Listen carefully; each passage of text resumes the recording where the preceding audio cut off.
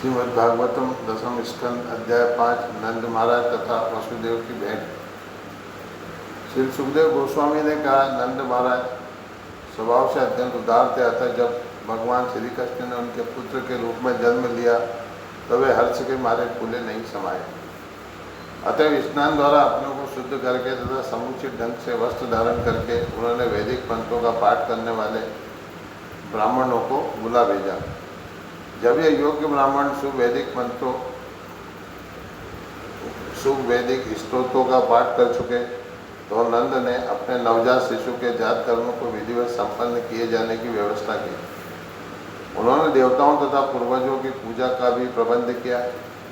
नंद महाराज ने ब्राह्मणों को वस्त्रों तथा रत्नों से अलंकृत 20 लाख गौएं दान में दी। उन्होंने रत्नों तथा सुनहरे गोटे वाले वस्त्रों से ढके तिल से बनाए गए 7 पहाड़ भी दान में दिए। ये राजन, समय बीतने के साथ ही धरती तथा अन्य संपत्ति शुद्ध हो जाती है। स्नान से शरीर शुद्ध होता है और सफाई करने से मलिन वस्तुएं शुद्ध होती है। संस्कार अनुष्ठानों से जन्म शुद्ध होता है। तपस्या से इंद्रियां शुद्ध होती है तथा पूजा से और ब्राह्मणों को दान देने से भौतिक संपत्ति शुद्ध होती है। संतोष से मन शुद्ध होता है और आत्मज्ञान अर्थात कृष्ण भावनामृत से आत्मा शुद्ध होता है। ब्राह्मणों ने मंगलकारी वैदिक स्तोत्र सुनाए जिनकी ध्वनि से वातावरण शुद्ध हो गया। प्राचीन इतिहासों या पुराणों को सुनाने वाले, राज परिवारों के इतिहास सुनाने वाले तथा सामान्य वाचकों ने गायन किया, जबकि गवैयों ने भेरी, दुंदुभी आदि अनेक प्रकार के वाद्य यंत्रों की संगत में गाया। नंद महाराज का निवास ब्रजपुर रंग बिरंगी झाड़ियों झंडियों से पूरी तरह सजाया गया था और विभिन्न स्थानों पर नाना प्रकार के फूलों की मालाओं, वस्त्रों तथा आम की पत्तियों से तोरण बनाए गए। आंगन, सड़कों के पास के दरवाजे तथा घरों के कमरों के भीतर की सारी वस्तुएं अच्छी तरह से झाड़ बुहार कर पानी से धोई गई थी। गौओं, बैलों तथा बछड़ों के सारे शरीर में हल्दी तथा तेल के साथ नाना प्रकार के खनुजे का लेप किया गया था। उनके मस्तकों को मोर पंखों से सजाया गया था। उन्हें मालाएं पहनाई गई थी और ऊपर से वस्त्र तथा सुनहरे गहनों से आच्छादित किया गया था।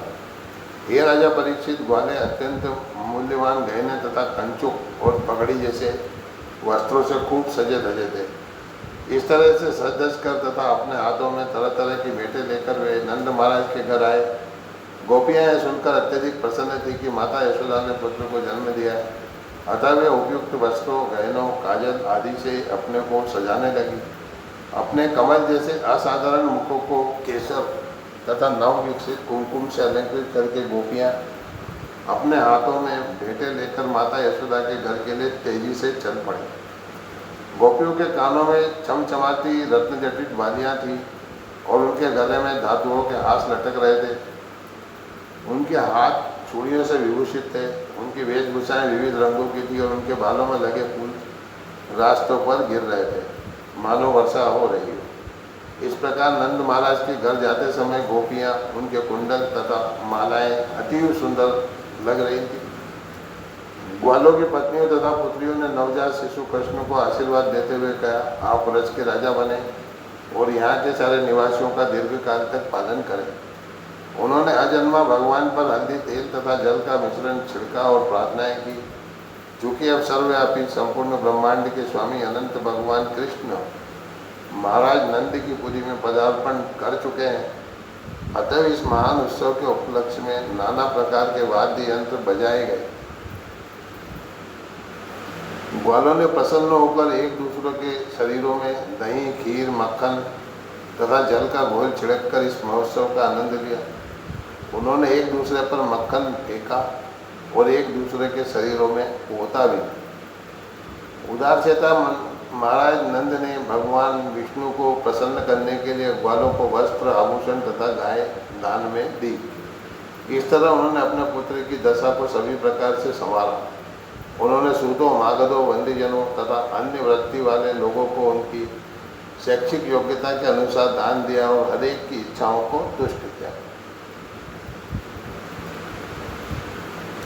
बलदेव की माता अति भाग्यशालिनी रोहिणी नंद महाराज तथा यशोदा द्वारा अभिनंदित हुई। उन्होंने भी शानदार वस्त्र पहन रखे थे और गले में हार, माला तथा अन्य गहनों से अपनों को सजा रखा था। वे उस उत्सव में अतिथि स्त्रियों का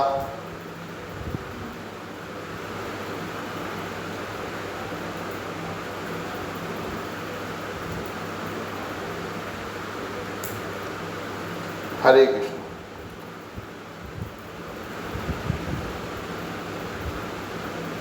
वे उस उत्सव में अतिथि स्त्रियों का स्वागत करने के लिए उधर आ जा रही थी। हे महाराज परीक्षित, नंद महाराज का घर पूर्ण पुरुषोत्तम भगवान तथा उनके दिव्य गुणों का शाश्वत धाम है। फलतः उसमें समस्त संपदाओं का ऐश्वर्य सदैव निहित है। फिर भी कृष्ण के आविर्भाव के दिन से ही वह घर देवी लक्ष्मी की क्रीड़ा स्थली बन गया। श्री सुखदेव गोस्वामी ने आगे कहा, हे महाराज परीक्षित, हे कुरुवंश के सर्वश्रेष्ठ रक्षक। उसके बाद नंद महाराज ने स्थानीय ग्वालों को गोकुल की रक्षा के लिए नियुक्त किया और स्वयं राजा कंस को वार्षिक कर देने मथुरा चले गए। जब वसुदेव ने सुना कि उनके अत्यंत प्रिय मित्र तथा भाई नंद महाराज मथुरा पधारे और वे कंस को कर भुगतान कर चुके हैं, तो वे तुरंत उस स्थान में गए जहाँ नंद महाराज ठहरे थे। जब नंद महाराज ने वसुदेव को देखा तो उन्हें लगा मानो नया जीवन दान मिला हो। नंद भी भाव विभोर होकर खड़े हो गए और उन्होंने वसुदेव का आलिंगन किया। हे महाराज परीक्षित, नंद महाराज द्वारा इस प्रकार आदरपूर्वक सत्कार एवं स्वागत किए जाने पर वसुदेव बड़ी ही शांति से बैठ गए और अपने दोनों पुत्रों के प्रति अगाध प्रेम के कारण उनके विषय में पूछा। मेरे भाई नंद महाराज, इस वृद्धावस्था में भी आपका कोई पुत्र न था और आप निराश हो चुके थे। अतः अब जबकि आपको पुत्र प्राप्त हुआ है तो यह अत्यधिक सौभाग्य का लक्षण है। यह मेरा सौभाग्य है कि मैं आपके दर्शन कर रहा हूँ। इस अवसर को प्राप्त करके मुझे ऐसा लग रहा है मानो मैंने फिर से जन्म लिया हो। इस जगत में उपस्थित रहकर भी मनुष्य के लिए अपने घनिष्ठ मित्रों तथा संबंधियों से मिल पाना अत्यंत कठिन होता है। लकड़ी के पट्टे और छड़ियाँ एक साथ रुकने में असमर्थ होने से नदी की लहरों के वेग से बहा लिए जाते हैं। इसी तरह हम अपने मित्रों तथा संबंधियों से घनिष्ठ संबंध रखते हुए भी अपने नाना प्रकार के विगत कर्मों तथा काल की लहरों के कारण एक साथ रहने में असमर्थ होते हैं। हे मित्र नंद महाराज, आप जिस स्थान में रह रहे हैं, क्या वहाँ का जंगल पशुओं गोओं के लिए अनुकूल है? आशा है कि वहाँ रोग या कोई असुविधा नहीं होगी। वह स्थान जल, घास तथा अन्य पौधों से भरा पूरा होगा। आप तथा यशोदा देवी द्वारा पाले जाने के कारण मेरा पुत्र बलदेव आप दोनों को अपना माता पिता मानता तो है ना? वह आपके घर में अपनी असली माता रोहिणी के साथ शांतिपूर्वक रह रहा है ना? जब किसी के मित्र तथा संबंधीगण अपने अपने पदों पर ठीक तरह से बंधे रहते हैं तो वैदिक साहित्य में उल्लिखित उनके धर्म, अर्थ तथा काम लाभप्रद होते हैं। अन्यथा मित्रों तथा संबंधियों के क्लेशग्रस्त होने पर इन तीनों से कोई सुख नहीं मिल पाता। नंद महाराज ने कहा, हाय राजा कंस ने देवकी से उत्पन्न तुम्हारे अनेक बालकों को मार डाला और तुम्हारी संतानों में सबसे छोटी एक कन्या स्वर्ग लोक को चली गई।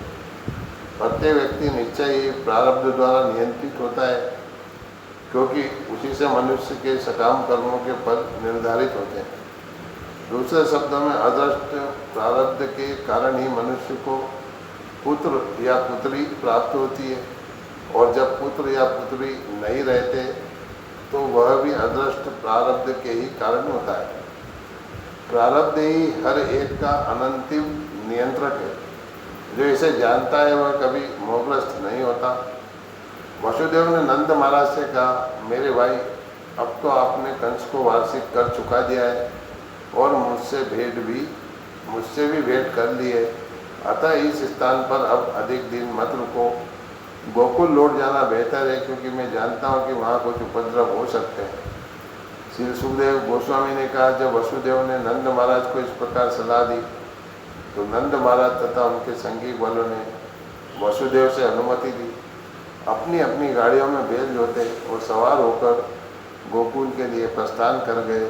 इस प्रकार श्रीमद् भागवतम दसम स्कंद अध्याय 5 नंद महाराज तथा वसुदेव की भेंट नामक अध्याय के भक्ति वेदांत श्लोकार्थ पूर्ण हुए। हरे कृष्ण कृष्ण कृष्ण हरे हरे, हरे राम राम राम हरे हरे।